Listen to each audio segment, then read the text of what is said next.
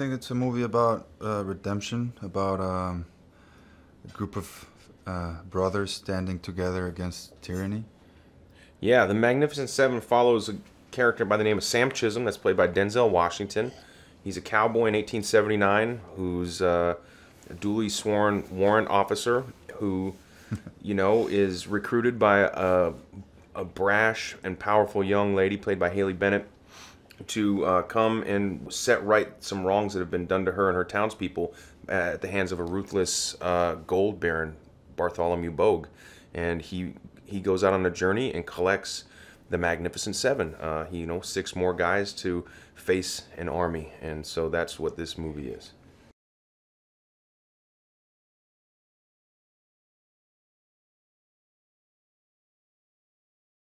Haley Bennett is an actress in this movie who's just terrific in, her role, much like a lot of the other roles of the Magnificent Seven, is really feels contemporary. It feels modern, and it feels representative of a modern day woman, because she's not someone who's just in the kitchen or playing one of the, town prostitutes or whatever it is the female roles typically were in older westerns. And so she's a strong, powerful woman, and any hint that she may be more than one of our equals is met with serious ferocity on her part. She's handles a gun like any other cowboy, and piles up some bodies herself. So she's tough and beautiful at the same time. She's definitely a modern woman. Yeah, in the real life too. She's a great shooter. Yeah, she is. Great. Like Yeah. we would go to the shooting range, and she would grab the rifle and. My God. She was better than a lot of the men. Better than me, Yeah. definitely. Yeah.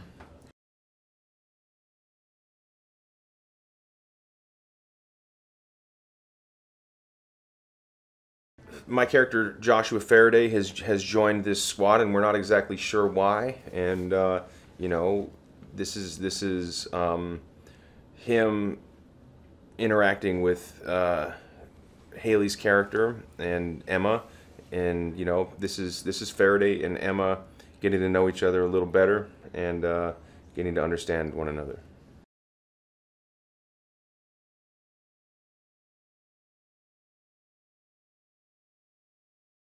I play Vasquez, and he's an outlaw. One of these guys that loves gunfighting and loves adrenaline, and he's always challenging death, and he enjoys that. He enjoys being in a fighting, and when the character of Denzel, he knows about his fame because he's famous for being one of the fastest gunslingers or whatever. And he knows about his fame, so he goes and recruits him for this, suicidal mission. And there might be money involved, so he says yes. And then we first meet on. As we're. You're drunk. I'm drunk. Yeah. Just come back from a good day and a half ride and a half day of drinking. Oh, that was beautiful. That was so funny. And we improvised that. Yeah. Yeah.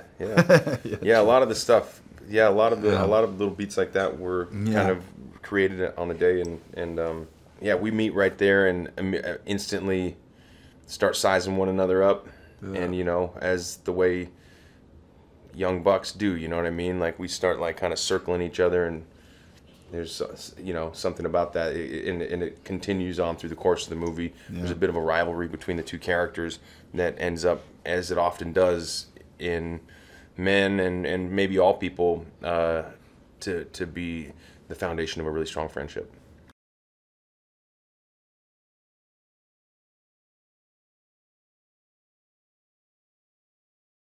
Manuel became the best gun twirler.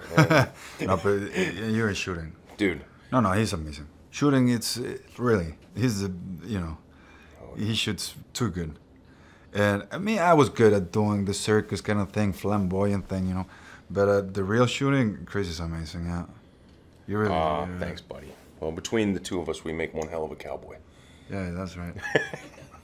He's got the twirling, I got the shooting, and and he's got the riding. I don't have that. And we can have Vincent's looks. Yeah, we get Vincent's looks. Yeah. And BH's hair. True. Martin's shoulders. Yeah. With a perfect cowboy. Yeah, with a perfect cowboy.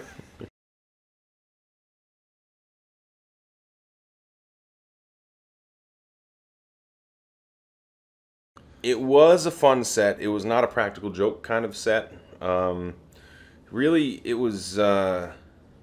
You know, like if you go to the fair and you get your like wanted poster taken. You like put on a hat and or a sombrero and like a vest or a poncho, and you grab a gun or an axe and you do like the black sepia tone photo and it says reward, you know, $5,000 or whatever, and you get it printed out. You know, go to the fair, you do that kind of thing. It looks really cool.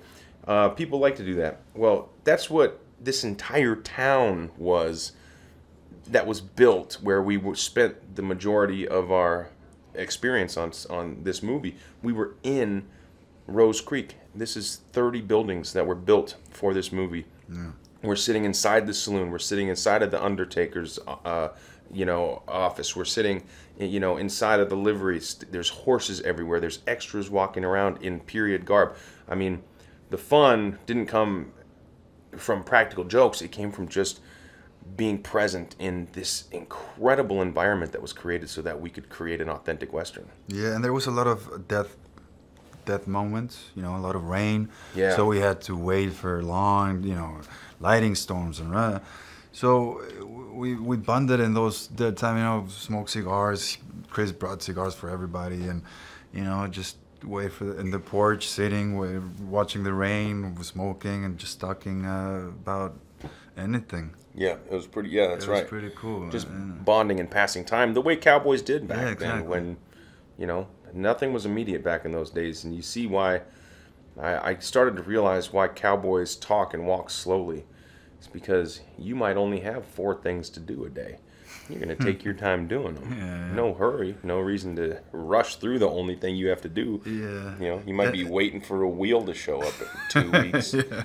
In the meantime. Yeah. And I think that those moments give us a lot of bonding, and yeah. I think you can see that on screen, you know, the chemistry of all of us, yeah.